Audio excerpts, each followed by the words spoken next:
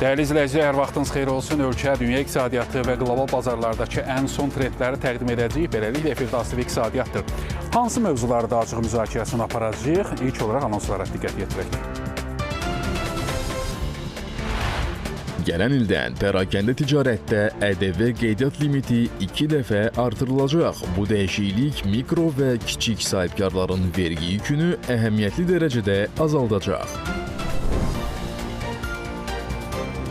FAO-nun proqnozuna görə 2026-cı ildə qlobal ərzaq bazarında bahalaşma riski artacaq. İdxaldan asılılıq fonunda Azərbaycanda da qiymət artımı ola bilər. İsrail, İran və Amerika Birləşmiş Ştatları Venezuela xəttində artan gərginlik investorları ciddi şəkildə narahat edir. Mümkün hərbi eskalasiya riskləri qlobal qeyri-müəyyənliyi artırır. İlk xəbərimizə təqdim edirik. Prezident İlham Əliyev dünya Azərbaycanlıların həmrəylik günü və yeni il bayramı münasibəti ilə az təminatlı ailələrə birdəfəlik maddi yardım verilməsi haqqında sərəncam imzalayıb. Sərəncam əsasən 2025-ci il 30 dekabr tarixinə ünvanlı dövlət sosial yardım alan ailələrin hər birinə 200 manat məbləğində birdəfəlik maddi yardım verilməsi üçün 15 milyon 300 min manat ayrılıb. Və digər bir xəbərimiz, pərakəndə ticarət sadələşdirilmiş dövriyyədə artırılır, vergi azaldılır. Qiymətlər də azalacaqmı? Çünki vergi məzəlləsində qəbul edilən və yanvarın 1-dən qüvvəyə minəcək gözlənilən dəyişikliklər pərakəndə ticarət və əhaliyə xidmət sahələrində nağdsız ödənişlərin artımını təmin edəcək. Dəyişikliklərin mahiyyəti nədir? Sualımızı Milli Məclisin deputatı Vüqar Bayramov cavablandıracaq. Vüqar, mənim hər vaxtınız xeyir olsun, xoş gördük sizi. Zəhmət olmasa deyərdiniz, əsas dəyişikliklər və yeniliklər nədən ibarət olacaq?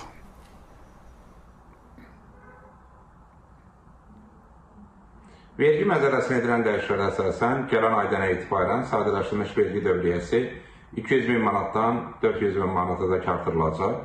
Eyni zamanda bu zaman təbii ki, nağdsız dövrü üçün 0.5 əmsalı tətbiq olunacaq. Yeni dəyişikliklərin mahiyyəti ondan ibarətdir ki, mikro sahibkarlar üçün artıq növbəti ildən etibarən 200 min manatlıq limiti keçdikdən sonra əlavə dəyər vergisi ödəyicisi olmayacaqlar. Yəni o demək ki, əgər hal-hazırda mikro sahibkarın dövriyyəsi 200 min manatdan çoxdursa, o zaman həmin sahibkar əlavə dəyər vergisi ödəyicisidir. Amma yeni dəyişikliklərə əsasən növbəti ildən etibarən əgər dövriyyə 200 min manatdan çoxdursa, amma 400 min manatdan azdırsa, bu halda da mikro sahibkar əlavə dəyər vergisi ödəyicisi olmayacaq. Bu da ki, mikro sahibkarların xərcin azaldılması baxımından vacibdir. Çünki əlavə dəyər vergisi üzrə ödəniş dərəcə 18%-dir. Sadələşdirilmiş vergidə faiz dərəcələri xeyli aşağıdır. Eyni zamanda növbəti ildən etibarən həm də postterminallar vasitəsilə ödənişlərdə də sadələşdirilmiş vergi dərəcəsi üzrə endirimlər nəzərdə tutulub. Bu zaman artıq sadələşdirilmiş vergi dərəcəsi 8 deyil, 6% hesablanacaq.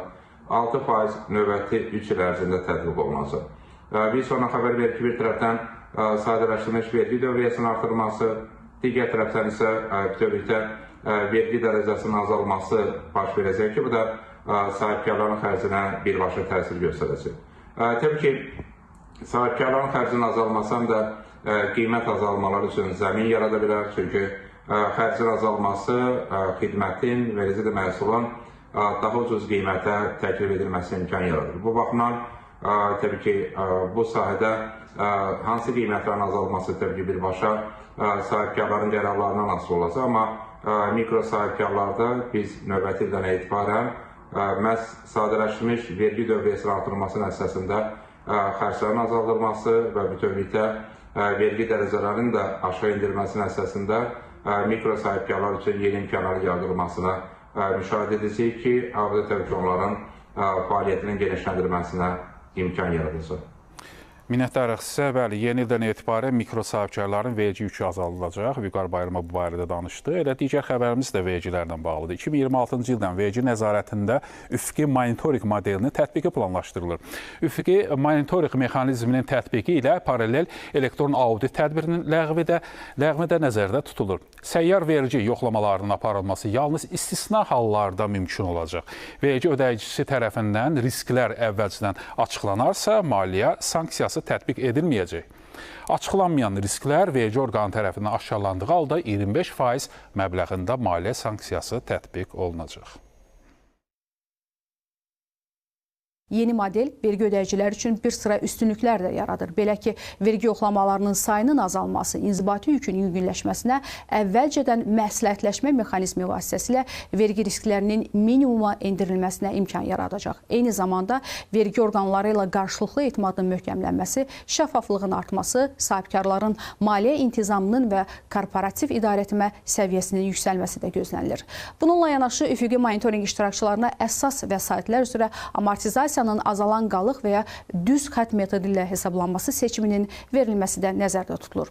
Görülən tədbirlər nəticəsində vergi intizamının yüksəlməsi, vergi inzibatçılığının səmərəliliyinin artması, uzun müddətli dövrdə büdcə gəlirlərinin daha sabit və dayanıqlı formalaşması, eləcə də vergi ödəyiciləri ilə dövlət arasında etimada əsaslanan müasir vergi idarəetmə modelinin formalaşması gözlənilir.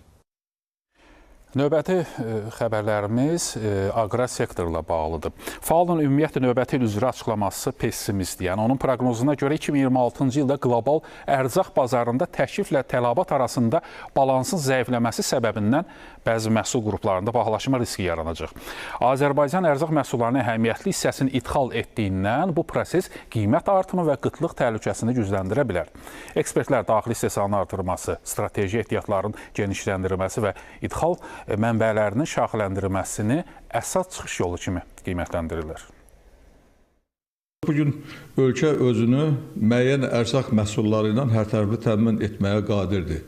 Sözsüz ki, kənd təsərrüfatının inkişafı bugün müasir texnologiyanın təsərrüfata tətbiq olunmasını, qabaqcıl təcrübənin öyrənilməsini, sahibkarlığın inkişafını, onlara qayğı və dəstəyin yüksəldilməsini tələb edir. Bu istiqamətdə də işlər gedir. Artıq son illərdə elektron kənd təsərrüfatı informasiya sisteminin yaradılması sahibkarların, fermerlərin innovasiyalara əlçatanlığını xeyli qarada təmin edib.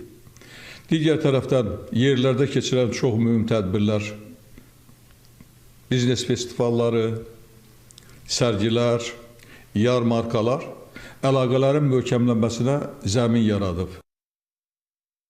Bəli, idxal inflyasiyasının qarşısını almaq üçün yerli istehsalı stimulaşdırmaq lazımdır. Elə digər xəbərimiz də məhz kənd təsərrüfatı ilə bağlıdır. Yeri gəlmişkən aqrar sahədə çalışan peşəkar kadrlara aylıq 5000 manatdan yuxarı əmək haqqı verilməsi təklif olunub.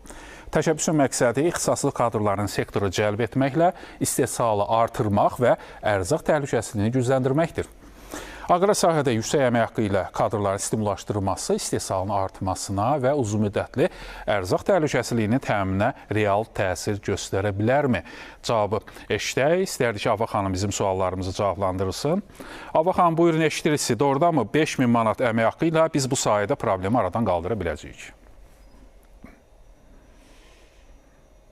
Dövlət Statistika Komitəsinin məlumatlarına diqqət etirsək, görərik ki, ölkədə məşğul əhalinin 34,5% kənd təsərrüfatı, müştəri təsərrüfatı və balıqçılıqla məşğuldur. Reallıqda isə onların nominal orta aylıq əmək haqqı Respublika üzrə olan orta nominal əmək haqqıdan 40% aşağı olub. Bugünkü gündə məhz bu sahədə çalışan işçilərin əmək haqqısının artırılması yalnız stimullaşdırıcı xarakter daşımır. Eyni zamanda bu ölkə üzrə ərzaq məhsullarının və kənd təsərrüfatı məhsullarının istehsalının artımına və məhsuldarlığının artımına səbəb ola bilər. Bu isə ölkə üçün həm ərzaq təhlükəsizliyinin təmin olunmasında, həm daxili bazarın özünü təmin etməsində, kənd təsərrüfatı məhsullarının get-gedə ixracda payının artmasını nəzərə alaraq həm yerli, həm tələbatın ödənməsi, həm də xarici ixracın artırılması üçün yalnız müsbət nəticələr verə bilər. Qaldı ki, onların əmək haqqısının artırılması daxili bazarda qiymətlərin artmasına təsir göstərə bilərmi? Düşünürəm ki, burada daxili bazarda tələb təklif əsasında qiymətlərin tənzimlənməsi kənd təsərrüfatında çalışan işçilərin əmək haqqının artımı ilə əlaqəli olmayıb. Son nəticədə belə deyək də, bazarda alıcılıq qabiliyyətindən və o cümlədən məhsulun həcmindən asılı olaraq dəyişə bilir. Bu isə onun göstəricisidir ki, kənd təsərrüfatında çalışanların əmək haqqının artması yalnız və yalnız o sahədə məhsuldarlığın artmağına, iş fəaliyyətinin yüksəlməsinə müsbət təsir göstərə bilər. Təşəkkür edirik. Asiya İnkişaf Bankı Azərbaycan daxil olduğu regional rəqəmsal ticarət layihəsini təsdiqləyib. Maliyyə Nazirliyi Bakı metrosuna faizsiz kredit verir və BP Qarabağ yatağında seysmik kəşfiyyat işlərinə başlayıb. Ətraflı xülasədə. BP Qarabağ yatağında seysmik kəşfiyyat işlərinə başlayıb. Birinci seysmik proqram dekabrda başlayacaq və 3 ay yarım davam edəcək. Tədqiqat dənizin 140-200 metr dərinliyində aparılacaq. İlkin hesablamalara görə Qarabağ yatağında geoloji neft ehtiyatları 60 milyon tondan artıqdır. Bunun 21 milyon ton nefti və 13 milyard kubmetr qazı çıxarıla bilən hesab olunur. Asiya İnkişaf Bankı Azərbaycanın da daxil olduğu regional rəqəmsal ticarət layihəsini təsdiqləyib. Layihə texniki yardım formatında icra olunacaq və 900 min Amerika Birləşmiş Ştatları dolları həcmində maliyyə vəsaitini əhatə edir. Proqram çərçivəsində ticarət sənədlərinin rəqəmsallaşdırılması, elektron ticarət üzrə model qaydaların, prinsiplərin və standartların təşviqi, eləcə də sərhədlərarası məlumat axını üçün idarəetmə çərçivəsinin formalaşdırılması nəzərdə tutulur. Azərbaycan əsas tədarük bazarlarından quzu ətinin alışını kəskin artırıb. Bu ilin yanvar-oktyabr aylarında 465,6 milyon dollar dəyərində 114,7 ton quzu əti ixal edilib. Dövlət Statistika Komitəsinin məlumatına əsasən bu göstərici ötən ilin eyni dövrü ilə müqayisədə 5,1 dəfə çoxdur. Maliyyə Nazirliyi Bakı metrosuna faizsiz kredit verib. Bakı Metropoliteni Qapalı Səhmdar Cəmiyyətindən bildirilib ki, Maliyyə Nazirliyindən ilin sonunda qaytarmaq şərti ilə 244,8 milyon manat faizsiz kredit alınıb. Yeri gəlmişkən, Bakı metrosunun İçəri şəhər stansiyasında xətlərin ayrılması layihəsi çərçivəsində dönmə tunelinin inşasına da start verilib. Dünya iqtisadiyyatına qlobal bazarlarda hansı trendlər baş verib bu barədə danışacağıq. Amma hal-hazırda investorlar ciddi narahat edən iki hadisə var hazırda. İsrail-İran münasibətlərində gərginliyi yenidən yüksələn xətt üzrə inkişaf edir. Tel-Aviv Tehranın nüvə fəaliyyətini davam etdirməsindən ciddi narahatdır. Bu fonda İsrail Baş naziri Benjamin Netanyahu dekabr ayında Birləşmiş Ştatlar prezidenti Donald Trumpla görüşməyə hazırlaşır və İrana qarşı daha sərt addımları müzakirəsi gözlənilir. Eyni zamanda Birləşmiş Ştatlar Venezuela münasibətləri də kəskinləşib. Vaşinqton Karakasa qarşı təzyiqləri artıraraq neft tankerlərinə blokada tətbiq edib və hər iki istiqamət üzrə müharibə ehtimalı nə qədərdir?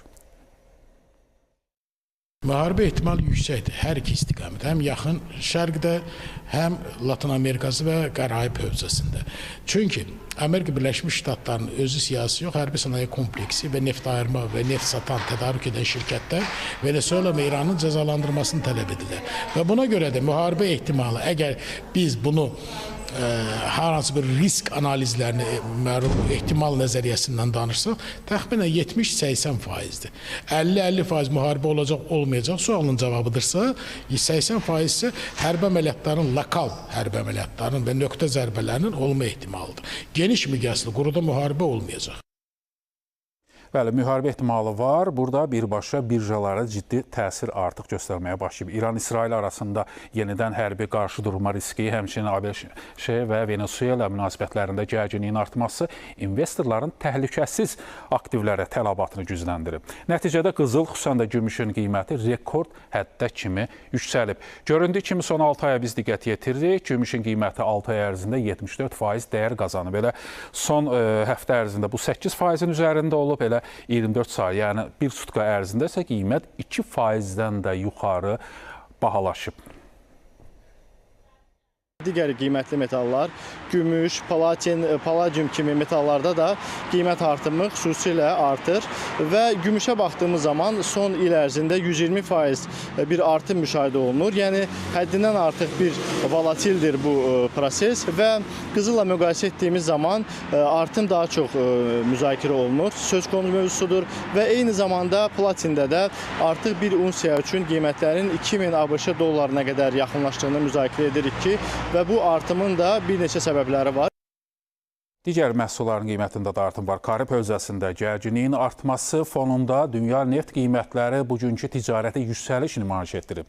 Bazar iştirakçıları Venezuela neftinin tədarükünün bloklana biləcəyi ehtimalı fonunda xam mal təklifinin azalacağı riskini qiymətlərə daxil edirlər və bu gözləntilər nəticəsində Brent və WTI markalı neftin qiymətində artım qeyd alınıb və biz monitordan da gördüyümüz kimi son 6 ayda, son 1 ayda qiymətlər düşməsinə baxmayaraq, bir həftə və 24 saat ərzində göründüyü kimi qiymətlər daha çox yaşıl zonada qərarlaşır və müvafiq olaraq 2 dollar, 2,1 dollar hər barel üzrə dəyər qazanırlar. Ümumi əmtia bazarlarına nəzər yetirək.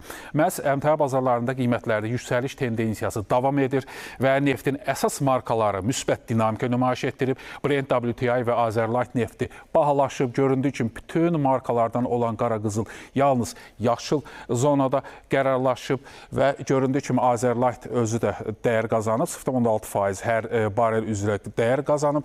Təbii qaz bahalaşıb. Qızıl və gümüşün qiymətində isə yenə yeni rekordlar təzələnməkdə davam edir. Gümüşün qiyməti artıq 70 dollar civarında satılmağa başlayıb. Valyuta bazarlarında dollar qarşısında avro və funt sterlingin mövqeyi möhkəmlənib. Əsas valyuta cütlüyündə mülayim artımlar qeydə alınır. Dollar, türk lirəsi, rubl və Çin yuanına qarşı isə məhdud yüksəliş nümayiş etdirib. Azərbaycanda rəsmi məzənələrə görə manat dollar qarşısında sabit olaraq qalıb. Bu da monitor üzərindən göründür və göründüyü kimi manat avroya nisbətən 1.99-24 səviyyələrində ticarət olunur, yəni yaxşı zonadadır. Rubla nisbətən dəyər itirib. Türk lirəsi və Çin yuanla müqayisə etsək, bizim milli valyutamız bahalaşmaqda davam edir. Və Beynəlxalq Valyuta Fondu 2025-ci ildə ölkələrin ümumi dövlət borcunu açıqlayıb.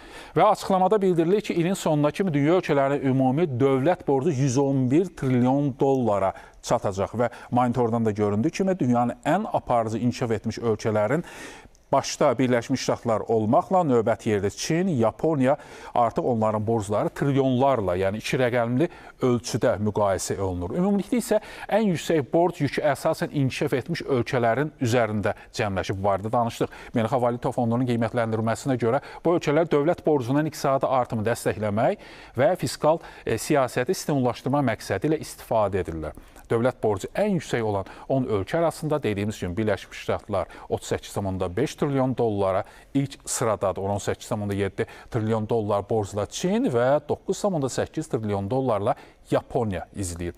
Siyahıda digər yerlər Britaniya 4,1 trilyon dollar, Fransa 3,9 trilyon dollar, İtaliya 3,5 trilyon dollar, Hindistan 3,4, Almaniya isə 3,13 trilyon dollardır. Kanadada bu göstərici 2,6 trilyon dollar və 2 trilyon dollarla Braziliya bölüşür. Bəli, bu məlumatları da biz sizə çatdırdıq. Dəyərli izləyicilər, bugünkü iqtisadi xəbərlər icmalımızı burada yekunlaşdırırıq. Neftdən tutmuş valyuta və qlobal bazarlara qədər əhəmiyyətli göstəricilər isə çatdırdıq. Növbəti icmalda yenilənmiş məlumatlar və ekspert şərhləri ilə yenidən sizinlə görüşmək ümidi ilə sağ olun, sağ olun.